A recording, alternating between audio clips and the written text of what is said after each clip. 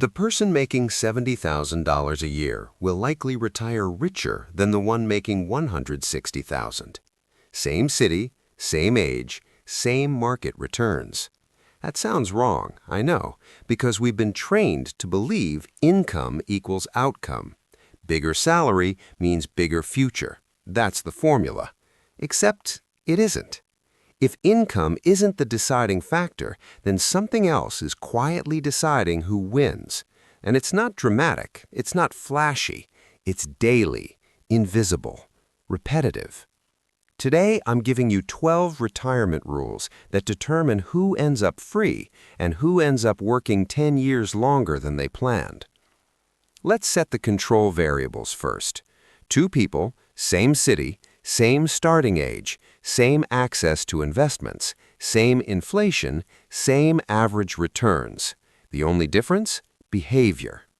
Over 30 years, a 10% difference in savings rate can create a seven-figure gap.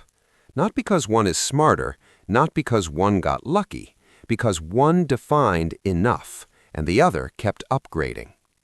Rule 1. Define your retirement number.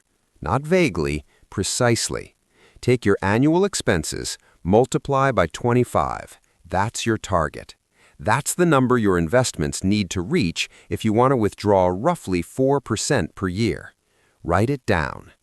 If you don't define enough, lifestyle inflation will define it for you, and lifestyle inflation never stops politely. It expands quietly. Every raise becomes a bigger apartment, a nicer car, more subscriptions, better flights, and suddenly your retirement number keeps moving. That's the treadmill effect. Rule 2. The second price tag. Every luxury upgrade has two prices, the sticker price and the opportunity cost. A $5,000 vacation upgrade invested for 30 years at 8% becomes over $50,000. A $15,000 car upgrade becomes roughly $150,000 in future dollars. A $600 monthly lifestyle increase invested for 3 decades? That can push close to $1 million. That's not spending. That's trading future freedom for present comfort. Now, let me tell you something interesting. I've seen two people with nearly identical incomes diverge massively. One invested 75% of every raise automatically and enjoyed the other 25%. The other expanded their lifestyle with every raise and invested whatever was left. 12 years later, the disciplined one had over $500,000 more invested. Same income bracket, different identity. And this is where it gets uncomfortable. Retirement wealth isn't determined by what you make, it's determined by who you think you are. Rule 3. Identity audit. Are your purchases about comfort or comparison? Social comparison theory shows we overvalue visible upgrades because we fear falling behind others. Cars, houses, watches, vacations, they signal something. But retirement freedom? It's invisible. Nobody sees your brokerage account at dinner. So you have to decide, are you optimizing for applause or autonomy? Here's the metaphor I like. One person decorates the yard, the other plants an orchard. At first, the decorated yard looks impressive. It's clean, stylish, immediate. But 20 years later, the orchard feeds you. The decorated yard still needs maintenance. Compounding doesn't shout. It whispers, then it dominates. Now let's make this practical. Rule 4, the 72-hour firewall.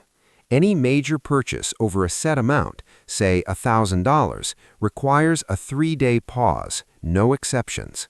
Most impulse spending dies in friction. Rule 5, the replacement test. If it doesn't produce income or reduce future expenses, it's likely a liability. Not morally bad, just financially heavy. Rule 6, watch the Diderot effect. One upgrade forces another. New couch leads to new rug. New car leads to higher insurance, higher maintenance, better parking. It cascades. Before buying, ask, what else will this decision force me to upgrade? Rule 7, subscription purge. Cancel everything. Yes, everything.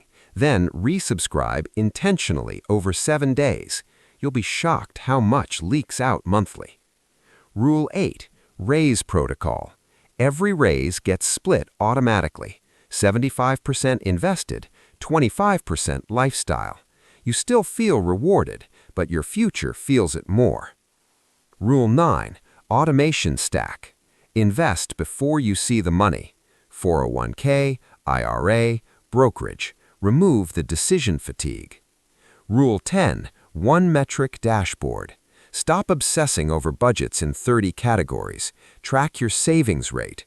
That single number predicts retirement speed better than almost anything else. Rule 11. Hours of life conversion. Divide any luxury purchase by your after-tax hourly wage.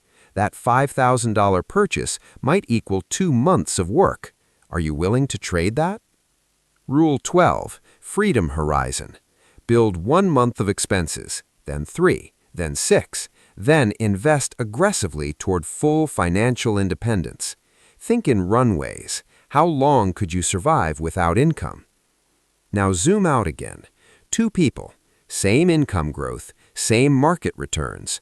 One automates, defines enough, protects raises, measures savings rate.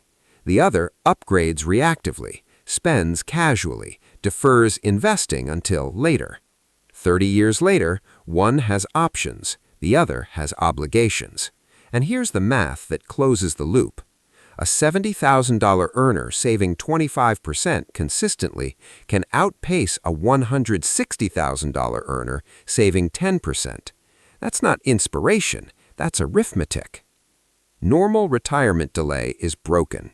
We've accepted that high earners will automatically retire wealthy, but income without discipline just expands lifestyle. It doesn't guarantee freedom. So here's the fork. Are you building a lifestyle or building an exit? One identity spends to be seen, the other invests to be done.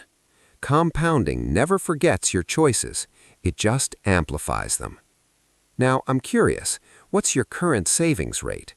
Because that number, more than your salary, will decide your retirement story.